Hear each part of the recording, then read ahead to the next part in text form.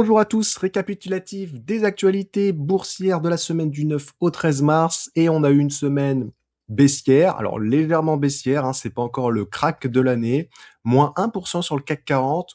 On pourrait penser que le CAC 40 n'a fait que de baisser cette semaine, car oui, bon alors ça c'est la heatmap, elle était plutôt rouge avec quelques verts dans le secteur de l'énergie, même la tech, hein, les petites entreprises de la tech, ST Microelectronics, tout ça, ils sont remontés un petit peu, même voilà, Danone, Carrefour, on a Thales qui est bien remonté, Bouygues aussi un petit peu, AXA en financière.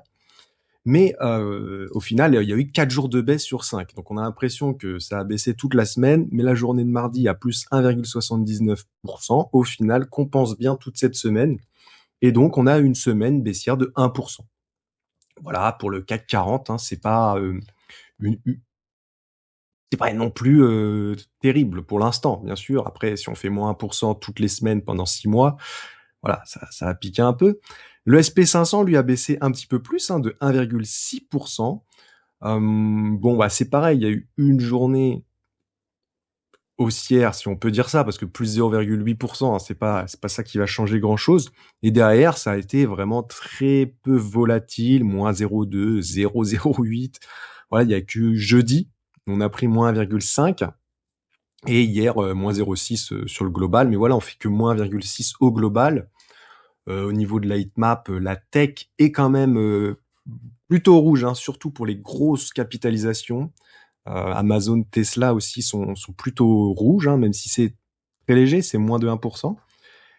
Sinon, on a quand même pas mal de petites valeurs en vert, hein, on va pas faire le tour parce qu'il y en a énormément. La consommation non cyclique repart bien, hein, Walmart, tout ça, Protected Gambler, Coca et tout. Ils sont plutôt verts pour tous, hein. La santé, c'est toujours mitigé, l'industrie aussi. Mais bon, voilà, pas de grosses variations au final pour les indices cette semaine. On a eu l'inflation PCE aux États-Unis qui ralentit à 2,8% en janvier. Voilà, il n'y a pas eu de grosses surprises au niveau du consensus, ce qui est sorti, hein, voilà, ralenti plus 2,8% en rythme annuel, après plus 2,9% en décembre, et les économistes attendaient plus 2,9%. Donc au final, il n'y a pas eu de grosses surprises, on est proche du consensus pour un petit peu tous les chiffres. Voilà, la consommation aussi des ménages qui a augmenté de 0,1%.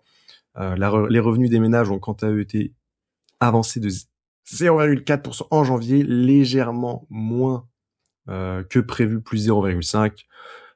Mais voilà, ça reste très proche du consensus, donc c'est pas ça qui a fait bouger grand-chose. Côté crypto, le Bitcoin, lui, par contre, a vécu une semaine tranquille, on peut dire, hein. Il n'y a pas eu de grosses liquidations. 4 jours haussiers, un jour baissier, l'inverse des indices. Étonnamment, d'habitude, il est plutôt corrélé. Là, il a fait un petit peu tout l'inverse. Et il tient en dollars les 70 000. Donc voilà, surveiller Bitcoin pour l'instant. Plus grand monde en parle, donc on est en train de faire un range là. Il semble se dessiner entre les 63 et les 72-73. À voir si ça recasse par le haut ou pas, mais à surveiller, hein, surveiller, ça peut être vraiment très intéressant d'en avoir un petit peu en portefeuille, un petit pourcentage sur une zone comme les 70 000 dollars. Après, voilà, c'est selon la stratégie de chacun. Et il y en a qui vont préférer l'or, hein, le gold, bien sûr. Lui, pareil, hein, il maintient les 5000 dollars. Là, il a fait son petit buzz en début d'année. Tout le monde en parlait, avec le silver, bien sûr, qui était beaucoup plus volatile. Mais là, il semble stagner autour des 5000 dollars. D'ailleurs, le silver, qu'est-ce qu'il donne? J'ai pas été voir. Il a baissé. Ah oui, lui, alors, voilà, toujours un peu plus volatile, de toute façon. Une belle hausse lundi, plus 6,5, mais après, en fin de semaine, il s'est écroulé, moins 4 pendant 2 jours, hein, le mercredi et le vendredi. Donc, il revient à 80 dollars. Bon, c'est le silver, hein, bien plus volatile que l'or. Attention à vous. Le pétrole, alors lui, c'est bien sûr l'actualité du moment. Il est retourné à 103 dollars. Après avoir nous fait une hausse très rapide, hein, à 120 dollars, puis au final être redescendu autour des 85-90, il est remonté tranquillement cette semaine, hein.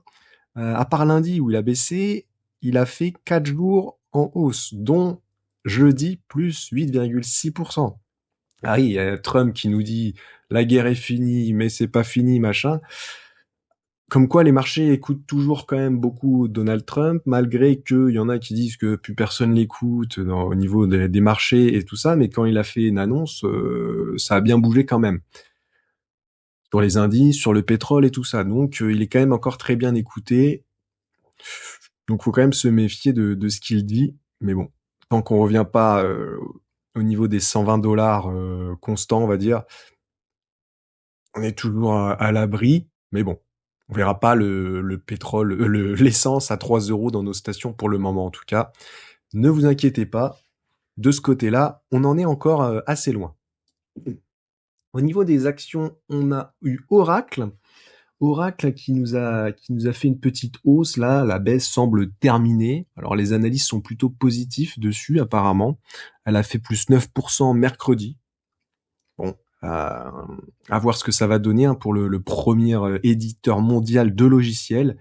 Elle a quand même très très fortement chuté hein, depuis fin 2025, passant des 330 $, 340 même à la TH là, à 150. 135 même, elle a 130, ouais, elle a baissé à un moment, hein, le point bas à 136, ça fait mal quand même, hein, mais bon, c'est sûr, avec l'IA, tout le secteur du logiciel a baissé très fortement. La correction a l'air de se stabiliser, mais on est encore loin quand même de ressortir là au-dessus des 200 $. Donc Oracle à surveiller, même si j'ai vu que les analystes voilà, étaient plutôt positifs sur le titre.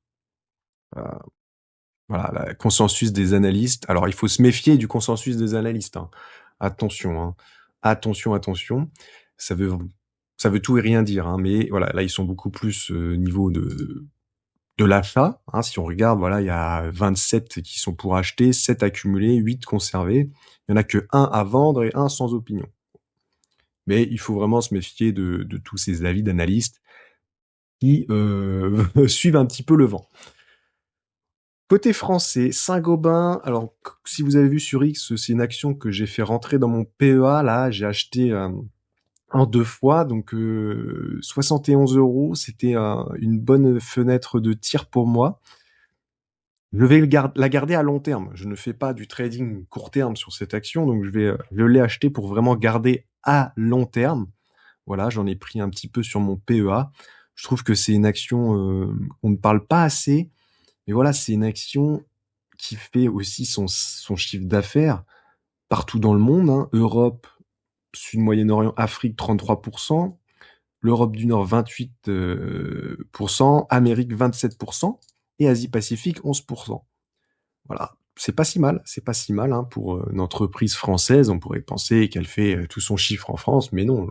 La plupart des entreprises du CAC 40, d'ailleurs, ne font quasiment pas de chiffre d'affaires en France, ou du moins une petite partie. Pour la plupart, hein, pas toutes, évidemment. Et voilà, Saint-Gobain, j'aimais bien, je l'avais en watchlist depuis un moment, donc je l'ai rentré en portefeuille. Là, je trouvais que c'était une bonne opportunité, hein, moins 17% depuis le 1er janvier, en espérant qu'elle aille pas non plus beaucoup plus bas. Hein, mais voilà, on peut pas toujours acheter au point bas, bien sûr. Hein, vous allez vite comprendre si vous débutez dans le stock picking. VTTL, par contre, fait plaisir. Je n'ai pas renforcé parce que j'avais dit, hein, voilà, les 200 euros, c'était pas le moment de renforcer.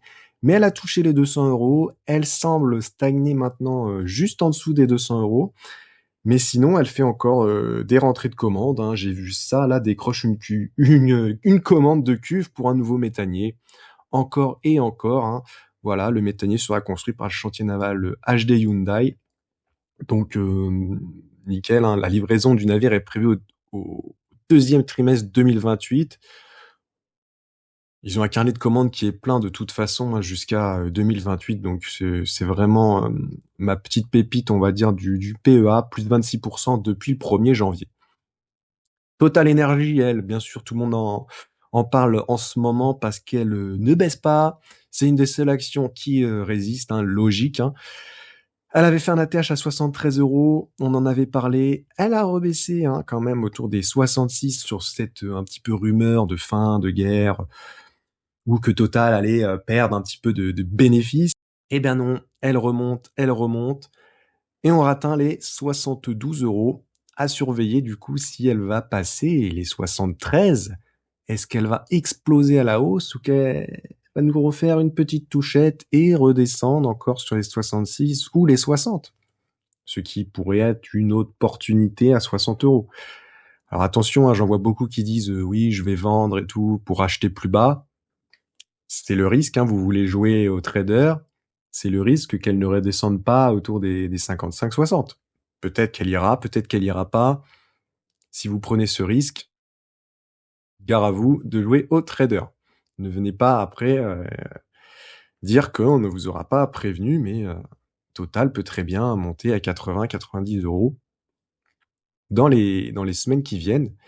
Donc vendre ici, pourquoi pas, hein, mais attention, si vous voulez racheter plus bas, il faut avoir un plan. Si vous faites du trading comme ça court terme, faites votre plan, suivez votre plan, mais sachez que vous ne serez pas gagnant à tous les coups, même plus souvent perdant, de mon point de vue. Sinon, la semaine prochaine, on n'a pas grand-chose. On a Vinci mardi qui publie des résultats d'exploitation. Mercredi, il y a Tencent, Micron Technologies, pas mal à suivre, hein, Micron Technologies. Et jeudi, on a Alibaba, la chinoise, et Accenture. Sinon, voilà, pas grand-chose à suivre la semaine prochaine, hein. Vendredi, il y a rien non plus, il me semble. Ouais, il y a pas grand-chose à niveau résultat, hein. La saison des résultats est passée, il va falloir attendre la prochaine.